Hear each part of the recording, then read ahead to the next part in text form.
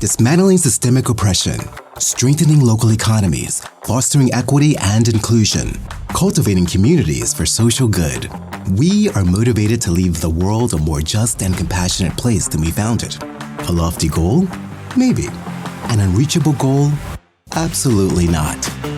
This is Impact Out Loud, the podcast that empowers bold impact for good, powered by Prospera Partners. Your hosts, Vicky Pozzebon, Eileen Everett, and Ray Miller, aren't pulling any punches. They are diving deep, unpacking the challenges facing the nonprofit and social sectors, what is and isn't working, and offering systems-level solutions to address the truly transformational leadership that's needed for social enterprises to better their communities. This is the Impact Out Loud podcast. Now here are your hosts.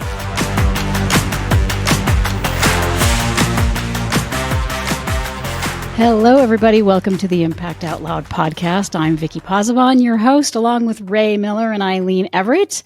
We're excited to have a chat today. How are you, Ray? Hey, Vicky. I'm good. I'm really excited to be here and get back into some conversations together. Eileen, how are you doing? I'm doing well. I feel like there's just so much that continues to go on in the world. And I know I always love just jumping into conversations with both of you and thinking about naming what is really happening while also thinking about the solutions and possibilities that exist and such deep challenges at all levels. So great to be here. All right. Eileen, you're like ready to go. I'm you're ready. Let's do it. I'm trying to get in the groove today, but we record these on Fridays, just a little pulling back the curtain. So we always have a long week behind us when we are here together recording. But we spend most of our time together all week online, virtually through Zooms, meetings, etc. And we got into a little bit of a conversation this week about some stuff around, I don't know, Ray, I'm going to turn it over to you because you really are the one who thought about all of this and brought it up, actually. So I'm going to turn it over to you. Great. Yeah, it's been on my mind a lot. So I'll step back a little bit of what we know, right? What we know is we're in difficult times. We know there's a lot of tension. We know that there's a lot we want to dismantle. We know there's a lot of frustration, and we very much are feeling that piling on. And I keep coming back to something that we use in our facilitation a lot of we know what's old and broken, but let's also talk about what's new and possible. And that's really a lot of the motivation around this conversation today, is to really dig into what are we cultivating? What are we building? It is important to interrogate. It is important to point out, systemic shortcomings and things like that. But if we're not also thinking about what we're cultivating, what we're building, what we're nurturing, we're really just against things and we're not looking ahead to the future. Yeah, thanks, Ray. It's funny. We actually wrote it into one of our client reports this week about let's keep building the conversation, right? And how do we continue to build the conversation rather than sinking into what's old and broken? Or as it was originally presented to me once, I was at a really fun, actually, learning community conference for local economic development and supporting entrepreneurs. This was years ago. And the facilitator said, we know what's old and shitty. Let's talk about what's good and possible, right? And that really struck a chord with me because I had been in so many conversations that really kind of sunk into the old and shitty, and people just want to rehash. It felt really good to be able to say, yeah, let's get into the possible. And it can be big vision planning. It can be, what are we talking about in the next hour, essentially? Or what are we talking about in the next 1 year, 5 years? It doesn't matter. It's just the possibility of what's happening next and in the future. And I'd love to bring in nature metaphors, because I feel like we use those a lot, and also speaks to Eileen, right? Even with this biology background of, it's also thinking about what are we planting? What are we nurturing? And then it also brings in this idea of seasonality and change and things like that. So I just want to bring that into the conversation as well, because I feel like we lean on a lot of nature metaphors to help kind of create this understanding of what we're talking about. So I just want to bring that piece into the conversation. I'm sure Eileen has something to build off from that. It's so funny, Ray, because I was actually going to bring in you in my thinking into the conversation of, I love that you brought the nature end in, because we always reference it as things like, before you even plant the seeds, you have to till the soil or amend the soil to get ready for planting. And then you plant the seed and then you water the seed, but it's not that the seed germinates and is automatically growing right away. Like, it takes care and tending of these things before you actually see results. And Ray, what I was thinking about is how often you bring creativity into the conversation. And I think all of the heaviness and challenges that we've seen in the world, history has shown us over and over again what pulls the world out of hard times: creativity, the arts. And I think there is this piece around, how do we insert as much creativity as possible? Because if we're only stuck in what's shitty and not working and not imagining what could be, we're never going to move to the what could be part. So I think it's kind of bringing all of it. And it's what I also want to name in terms of a strength of all of our team, is that we each have these different lenses and are constantly learning from one another. And that is really modeling, I think, what we do with our clients, is bringing diverse perspectives in so that we all have these opportunities to learn and build together in new ways. Thank you for bringing in the creativity piece, because it really is, I think, one of my, well, first of all, just in my life, right, a guiding force and practice and things like that. But I feel like I've said in our conversations a lot, like, I feel like we're in a creativity crisis, like, and that's not speaking to creative specifically, but really as a whole societally, where we've really been discouraged from being creative, right? It's like, kind of follow this path or take this role or live in the suburbs or, you know, check these boxes. And it's kind of set us back in this way. When we're confronted with challenges, we're kind of defaulting to what we know, but we know that what we know and what is set in place isn't working for us. So it actually really requires us to get creative. And I think even combining those two things of nature and creativity, there's also thoughtfulness around resources, right? Like, you have to understand, like, what can I do with what's around me? And it's not always going to this like uber aspirational place, right? Sometimes it's like, what do I have?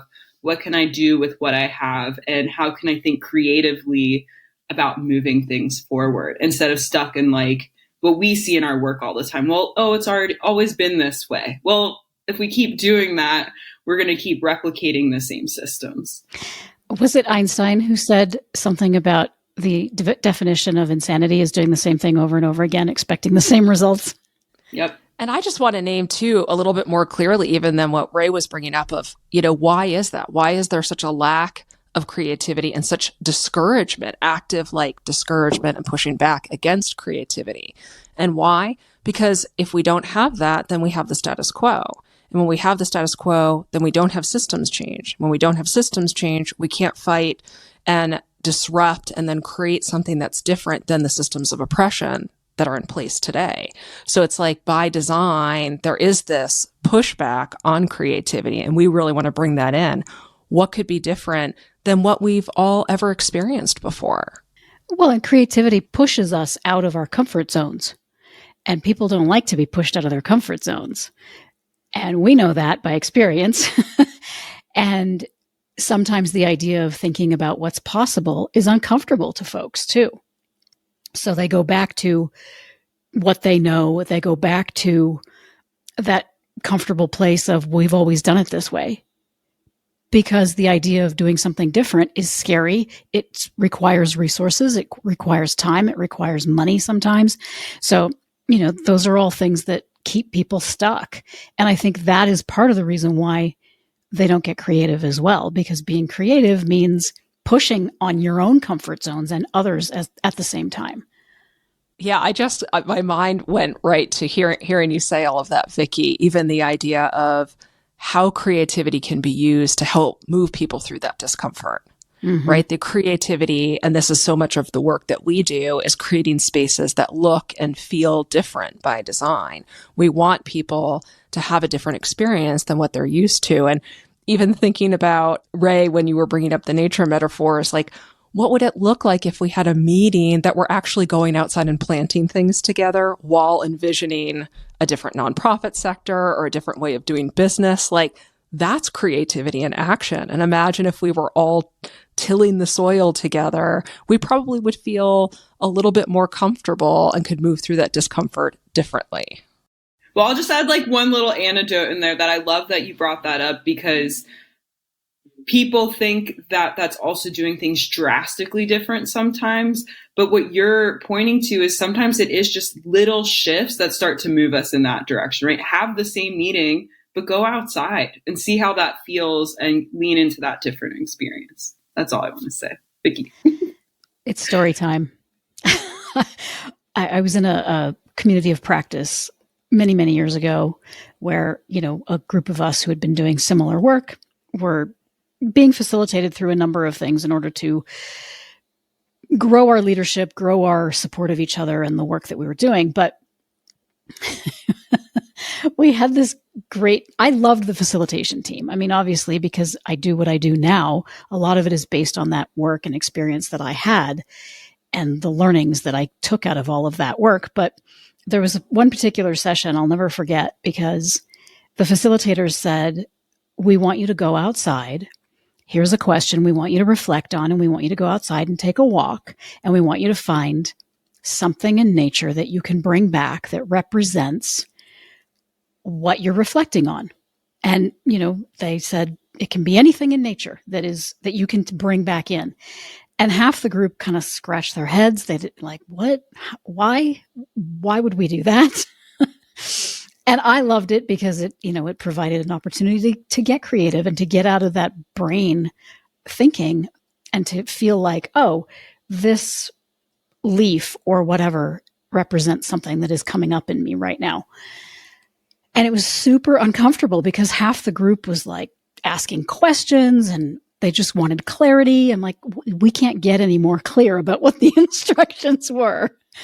And I experience that all the time when we ask folks to do something or reflect or do something that is uncomfortable or in a different way than they're used to doing things. They ask a ton of questions and it becomes a distraction because they don't actually want to do the work. And, the conclusion of the story is that folks ended up doing the activity and bringing back items that represented what they were reflecting on, which was great. And it was really cool to hear why they brought back that thing, whether it was a stone or a cool branch that they found on the ground or, a clump of leaves or whatever it was. It was so interesting to me to hear that and to hear it framed in a different way. Like to sit around and just hear what people are thinking can sometimes feel a little boring, right? So to hear it explained in a different way and in a storytelling way with an object felt great to me. But not everyone's comfortable with that. And that's why we don't like those pushes on our comfort zones. And what you just shared brings back to me the why of why do we think about what we're cultivating? And something that comes up for us a lot is that humanizing factor. So I feel like that's a part of this conversation as well. This activity you're talking about, it's not like structured and formalized and again, checking that box. It's, are we tapping into our humanness and getting outside of the structure so we can actually build a connection or relationship instead of feeling like, oh, I just have to like say these words and how do I say it in the best way that's impressive, that shows people that I know what I'm talking about or isn't too embarrassing or whatever. So I feel like that humanizing thread is also just so consistent in our work as well. And I feel like what you're naming there is that, and also again speaks to the why we talk about what we're cultivating is because our systems right now are centered around extraction, right? Is centered around dehumanizing us. And what we want to cultivate is like stepping back into that humanity. And I want to add on too, I feel like I keep coming back to, and I love how you both keep going back to the why.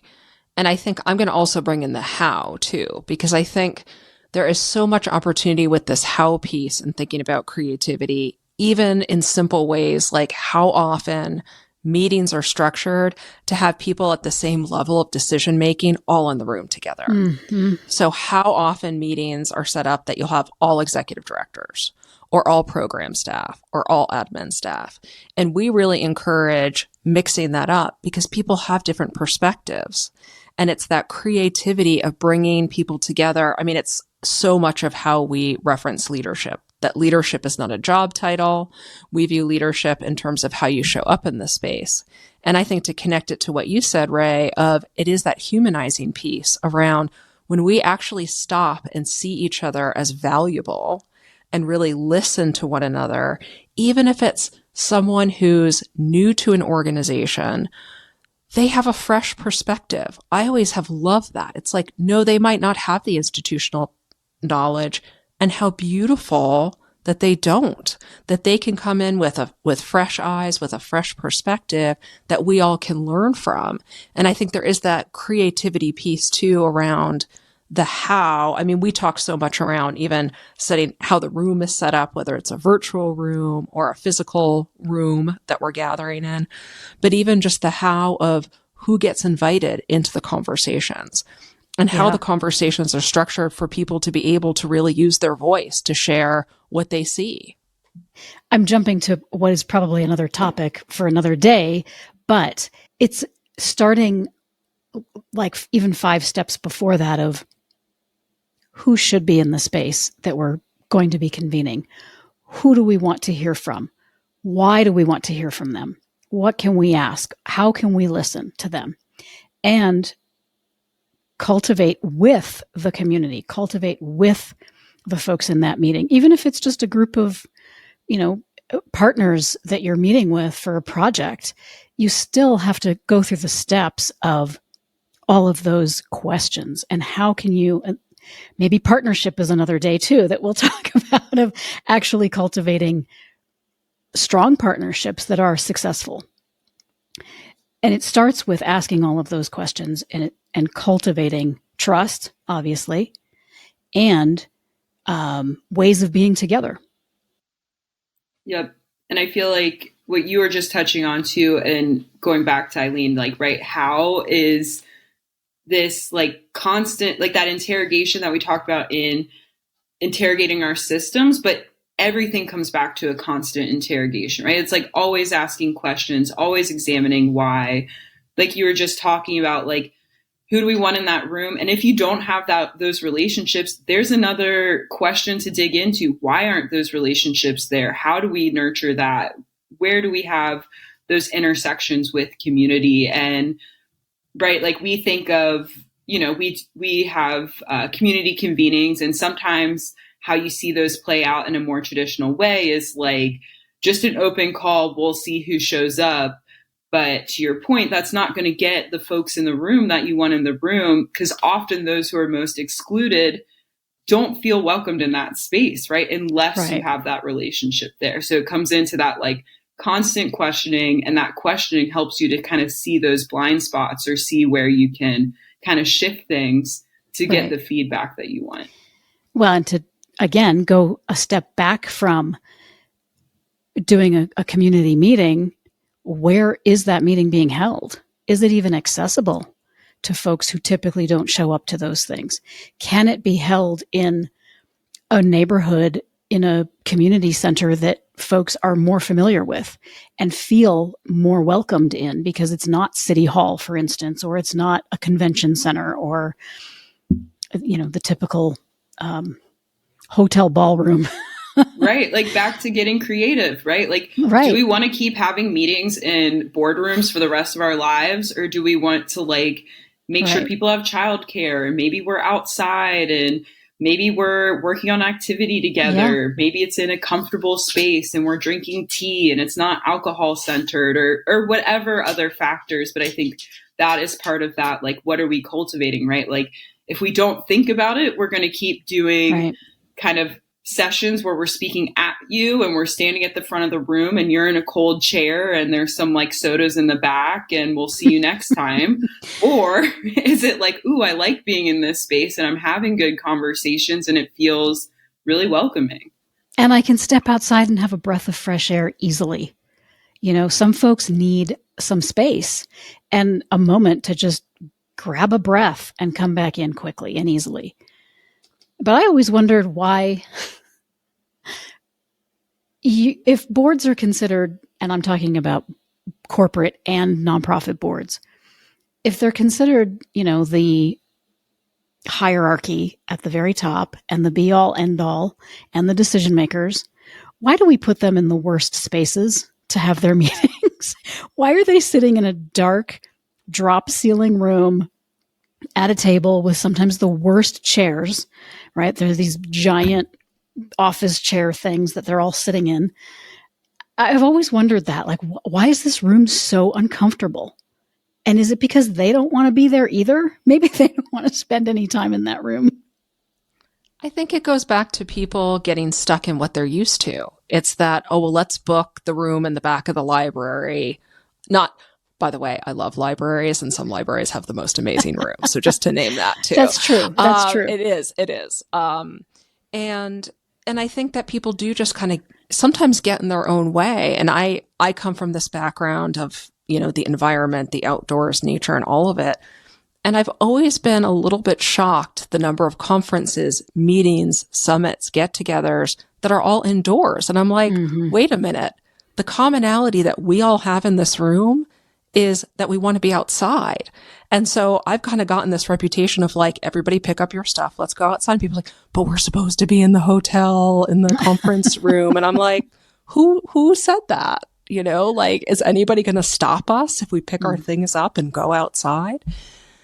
I also want to name too, I think that some of what holds back some of this work is the idea of the potential failure, the idea of like the risk of that could lead to failure, and how people are sometimes afraid to try things.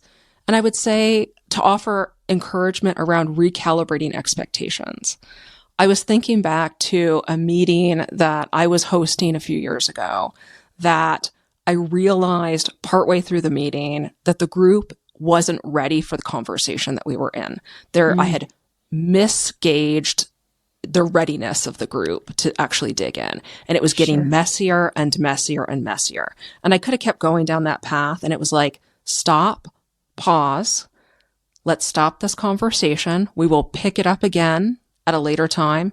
Everybody grab your things. Let's go outside and let's go for a walk together. And then going on that walk together and getting out of our own way, getting out of our heads, having conversations not about the topic that we were having, but, hey, what are you up to this weekend? What are you enjoying about this walk? What do you notice? That started to build trust. And that same group then was able to do work together in the future.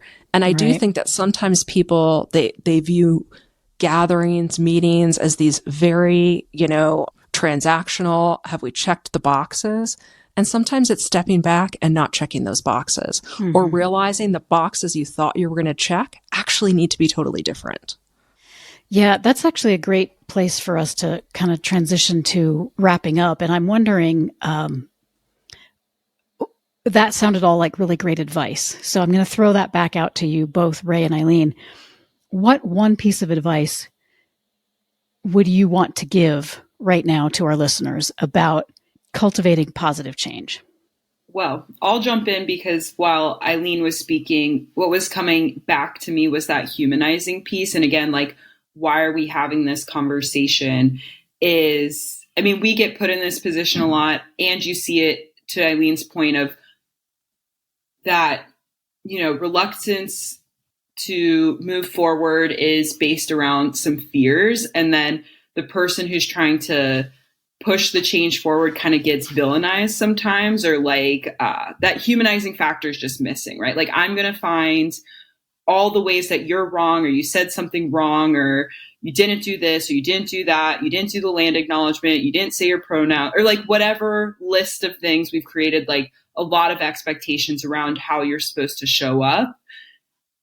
But then sometimes it's creating that unwillingness to do something different or be creative or put something forward, because now we're creating kind of like a fear around doing something different because there's a lot of hostility out there right now, right? Like everybody's kind of quick to like jump on to like tell you why you're wrong, instead of what we like to bring into conversations a lot is that like multiple truths piece, right? Like we can hold things at the same time, and we're human, and it's messy, and I'm not always going to be perfect, and that's okay, as long as I'm not like, inflicting harm onto somebody. I mean, that's an opportunity to step in.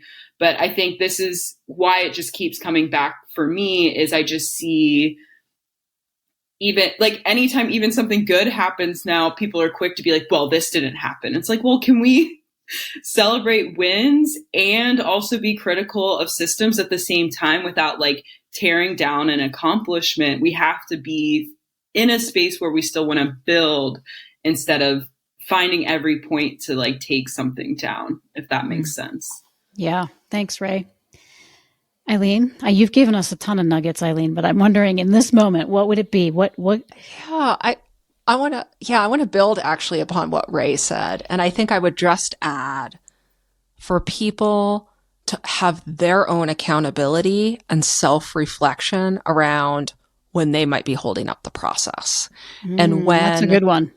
When there is this, and Vicky, you named it before, around distractions, right? We see the behavior around people creating distractions rather than moving into the uncomfortableness and allowing us to move through the uncomfortableness to a different place.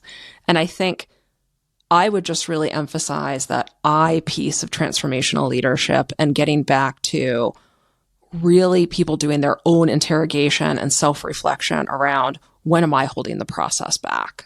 Yeah, that's great advice. I would say asking the question, what is it going to take for me to cultivate positive change? And for me, that's a list, right? I start brainstorming a list of things that it's going to take. And sometimes I have to remove certain barriers in order to get to the next thing. So I like starting with that question and building on everything that you all have said, and adding it in. So yeah, well, thank you both so much. I look forward to our next conversations, and thank you all for listening. Ray, Eileen, thank you, and we'll see you all next time. Thank you for listening to Impact Out Loud. Thank you for listening to the Impact Out Loud podcast, the podcast that empowers bold impact for good, powered by Prospera Partners. If you liked what you heard, subscribe to Impact Out Loud wherever you get your podcasts, and follow Prospera Partners on your favorite social media.